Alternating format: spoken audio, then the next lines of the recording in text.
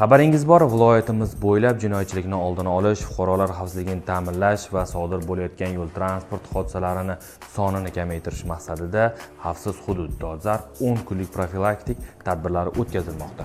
Ushbu profilaktik tadbirlar doirasida Toshkent viloyatining Bo'stonliq tumaniga olib boruvchi avtomobil yo'limizda olib borayotgan reydlar davomida kuni kecha 3 ta davlat raqam belgilarini yechib harakatlanayotgan transport vositalari to'xtatildi. Ushbu transport vositalarining haydovchilari bilan suhbatlashilganda haydovchilarimiz, ya'ni Insta bloger ekanligini va ko'p sonli obunachilarga ega ekanligini ma'lum qildi, lekin shunga qaramasdan uchala transport vositalari, ya'ni davlat raqam belgilarini yechganligi uchun ma'muriy bayonnoma rasmiylashtirildi va avtoulovlar barchasi jarima maydoniga joylashtirildi. Shuningdek, ushbu haydovchilar orasida, ya'ni transport vositasini boshqarish huquqi yo'q bo'lgan shaxslar ham borligi ma'lum bo'ldi.